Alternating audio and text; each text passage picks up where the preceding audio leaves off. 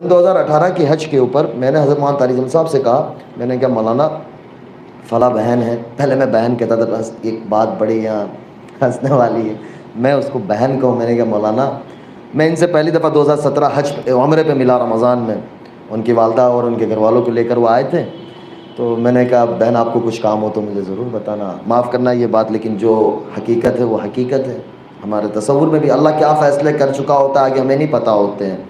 پھر میں نے حضرت مولانا سے کہا، میں نے کہا مولانا آپ ان سے بات کریں. مولانا نے بات کی کہ بیٹی میں ملنا چاہتا ہوں. تو کہا کہ میں دبئی آ رہی ہوں. تو مولانا کہ میں ضرور آؤں گا بیٹی آپ کو ملنے. تو میں حج سے واپس دبئی آیا اور وہ بھی اپنی والدہ کے ساتھ دبئی آ گئی. مولانا انہیں ملے 6 سے 8 گھنٹے وہ اپنی والدہ کے ساتھ تھی، مولانا اپنے گھر والوں کے ساتھ تھے، ملے. پھر وہ بھی آ گئے، میں بھی انڈیا آ گیا. مولانا کا اگر سفر تھا کینیڈا کا، مولانا وہاں چلے گئے. مولانا مجھے کہتے ہیں کہ بیٹا اگر آپ کی ثنا سے کوئی سگائی ہو جائے تو بہت اچھا کام آ جائے. میں اللہ کی شان 3 دن جماعت میں تھا، تو میرے ساتھی میرے ایک دوست کو میں نے کہا مولانا کا دماغ سٹکا گیا ہے. میں نے مولانا کے بیٹے کو میسج کیا، میں نے کہا یار والد صاحب کا دماغ، وہ کینیڈا میں تھے تو ہمارا وقت کا فرق تھا. تو بولے کیا ہوا؟ میں نے کہا مولانا کسی کے ساتھ کسی کا بھی نکاح جوڑ دیتے. اگر میں نے کہا میں نے ان کو یہ بات کہہ دی نا تو یہ مجھے جوتا اٹھا کے ماریں گے کہ یہی کام رہ گیا ہے. پھر میں نے اللہ کے آگے مانگا، میں نے کہا یار بات تو بڑی ہے لیکن پتہ نہیں کیا ہے یہ 2018 کی میں آپ کو بات کر رہا ہوں. 19 پورا چلا گیا. 19 رمضان میں حضرت مولانا عبدالرزاق صاحب اور ہم ساتھ میں اکٹھے عمرے کے سفر پہ ساتھ تھے. تو مولانا کو میں نے کچھ چیزیں بتائی تو مولانا مسکرائے. مولانا میں ظاہر سی بات ہے کوئی بھی مسکرائے گا آدمی. میں ایک طرح سے مولوی، اپنی زندگی مولویوں کی سیدھی سادھی زندگی ہوتی ہے. تو مولانا بھی مسکرائے. میں نے مولانا کے بیٹے سے کہا، میں نے کہا مولانا کسی کا بھی رشتہ کسی کے ساتھ بھی جوڑ دیتے پیچھے مڑ کے پوچھتے نہیں اس کا کیا حال ہے؟ تو بولے ابھی تک آپ نے لڈو منہ میں رکھا ہے. میں نے کہا یار اب لڈو ایسا پکڑایا ہے کہ منہ میں تو رکھنا ہی پڑے گا. تو پھر مولانا کی طبیعت بہت خراب تھی مدینہ منورہ میں. پھر ہم لوگ انڈیا آ گئے اور اس کے بعد وہ جارڈن میں تھی، ان کی شوٹنگ چل رہی تھی. 20 میں وہ واپس آئی. پھر میں اللہ کی شان عمرے پہ مدینہ منورہ میں تھا فروری کے مہینے میں، لاک ڈاؤن سے قبل. تو ان کا میسج آیا کہ میں آپ سے بات کرنا چاہ رہی ہوں. 3-4 دفعہ میسج آئے. میں حرم میں تھا تو میں دیکھ نہیں پایا. پھر میں نے رات میں بولے میں آپ سے کچھ بات کرنا، کچھ مسائل تھے. وہ مجھے کہے کہ یہ مسائل اب مجھے سمجھ نہیں آ رہا ہے میرا کیا ہوگا. فروری کا زمانہ تھا، لاک ڈاؤن لگ گیا.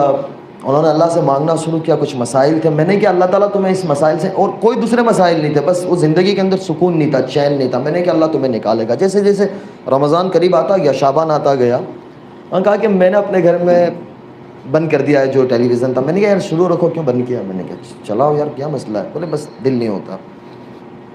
رمضان آ گیا. رمضان میں ماشاءاللہ معمول کے مطابق ہر سال 2 قرآن ختم ہوتے تھے پہلے ان کے. اس سال انہوں نے 3 قرآن ختم کیا. میں نے کہا بڑا اللہ مبارک کرے. رمضان کے بعد انہوں نے مولانا کو کہا کہ مجھے نکاح کرنا ہے انس سے. مولانا کا پھر مجھے آیا. میں نے کہا مولانا 2018 سے یہ 2020 ہو گیا ماشاءاللہ سے. میرے والدین بھی میں نے کہا انتظار کر رہے ہیں. ظاہر سی بات ہے میں ایک ہی بیٹا اپنے والدین کا. تو میں نے کہا مولانا، بولے نہیں اب ہوگا. تو پھر مجھے کچھ سمجھ نہیں آ رہا تھا. تو میں نے ٹھیک ہے، میں نے کہا جون جولائی کا مہینہ تھا اور اسی کے اندر 2-3 ماہ اور گزر گئے. میں نے ان کو کہا یار پھر جیسے اللہ کی طرف سے امتحان بھی آتا ہے، جیسا بندہ ہوتا ہے نا ایسا امتحان ہوتا ہے، لیکن بندہ جمع رہتا ہے نا تو اللہ کی مدد آتی ہے. بندے کی دل کی نیت صاف ہوتی ہے اور مضبوط ہوتی ہے نا تو اللہ تعالیٰ کی مدد ایسے آتی ہے. اتنا کام آنا شروع ہوا. جیسے لاک ڈاؤن کھلنے گیا تو وہ جو پتہ نہیں نوجوان سارے بیٹھے ہیں، مجھے نام یاد رہے گا، خطروں کے کھلاڑی ایک شو آتا ہے، پتہ نہیں آپ نوجوان بیٹھے ہوں گے، میں نے دیکھا کبھی نہیں ہے لیکن وہ بتاتے تھے. تو اس کی آفر آئی. بولے پہلے جا چکی تھی اور بہت زیادہ. میں نے کہا چلے جاؤ کر لو آپ. میں نے کہا کر لو، ہمارا کیا ہے، 10 دن کی بات ہے آپ کی. بولے نہیں بس نہیں کرنا. اس کے بعد جو انہوں نے ویب سیریز یعنی ایک شوٹنگ کی تھی اس کا دوسرا پارٹ آ رہا تھا، اس کے لیے وہ بہت زیادہ مشہور ہوئی تھی. تو کام بولے اتنا آیا کہ 17-18 سال کی زندگی میں کبھی اتنا نہیں آیا، اتنا کام آنا شروع ہو گیا. میں نے کہا یار کر لو. پھر انہوں نے کہا کہ میرے سر سے اپنے دوپٹہ کبھی نہیں اتاروں گی. میں نے کہا دیکھو یہ بہت بڑا فیصلہ ہے، یہ آسان نہیں ہے. میں نے کہا آپ اپنی زندگی انجوائے کرو. ہمارا دین کسی کو کسی طریقے سے باندھنا نہیں چاہتا. اللہ تعالیٰ نے ہمارے دین میں بڑی آسانی، بڑی سہولت ہے اور بہت زبردست دیا ہوا ہے دین. یہ دین اللہ تعالیٰ مجھے اور آپ کو سمجھا دے، اس کا اصل دین ہمیں اور آپ کو سمجھا دے. تو میں نے ان کو بولے بس میں نے طے کر لیا. مجھے کہا کہ مجھے اناؤنس کرنا ہے، مجھے چھوڑ دینا ہے. میں نے کہا یار آپ سوچ لو. میں ٹالتا رہا.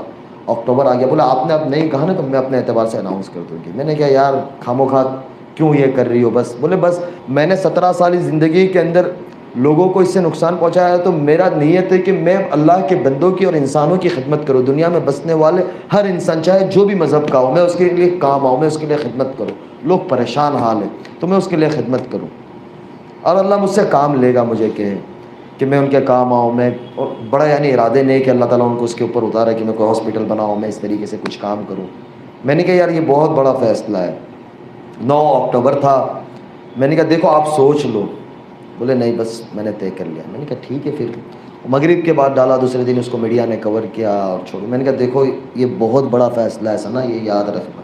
بولے نہیں، میں نے کہا بس اللہ میاں خیر کرے۔ اور پھر ایسا وقت گزرتا گیا، نومبر آ گیا تو مجھے بزرگوں نے، میں نے مولانا سے مشورہ کیا، مولانا کے بس نکاح کرنا ہے۔ پھر بزرگوں کے مشورے سے نکاح ایسے ہوا کہ آپ یقین نہیں کرو گے، میرے بہنوی نے میرا ایک جوڑی کپڑا تیار کیا، مجھے پتا بھی نہیں تھا میرا جمعہ کو نکاح ہے، جمعرات کو میرے پاس کپڑا نہیں تھا۔ میں نے کہا بس ہو جانا ہے، جا کے مسجد میں بیٹھ گیا۔ حضرت مولانا احمد لاٹ صاحب کا بیان مسجد میں شروع تھا، مولانا لے کے گئے، میں باتھ روم میں تھا، تیار ہو رہا تھا، یعنی وہ سچویشن میں نکاح ہوا ہے۔ لیکن میں آپ کو ایک بات بتلاؤں کہ جو آدمی معمولات کا اور اعمال کا پابند ہوتا ہے نا، اللہ کے ساتھ اس کی اتنی مدد ہوتی ہے کہ میں آپ کو بتا نہیں سکتا، اور اللہ اس کے کام بنا دیتا ہے۔ دوسرے دن ہفتے والے دن ہمارا چھوٹا سا ایک ولیمہ تھا، کیونکہ کووڈ کا زمانہ تھا، تو ہم نے 100-150 کے درمیان میں جو گورنمنٹ کی گائیڈ لائنس تھی اس کے اعتبار سے ہم نے گھر والوں کے درمیان میں، دوستوں کے اندر چھوٹا سا ایک ولیمہ کیا۔ تو شام کے وقت تھا، تو ظاہر سی بات ہے تیاری ہوتی ہے، گھروں کے اندر مہمان ہوتے ہیں، تھوڑے بہت 10 مہمان بھی ہو جاتے تو مستورات میں یہ ہوتا ہے۔ اب ظاہر سی بات ہے دلہن وہ خود تھی، اس نے اس کی سورہ واقعہ پڑھی ہے، سورہ رحمان پڑھی ہے، سورہ سجدہ پڑھی ہے۔ آج جب عشاء کے بعد فارغ ہو تو مجھے کہنے لگی مجھے سورہ رحمان سورہ واقعہ پڑھنے میں، کہا مولوی کھڑا ہو جا تو بھی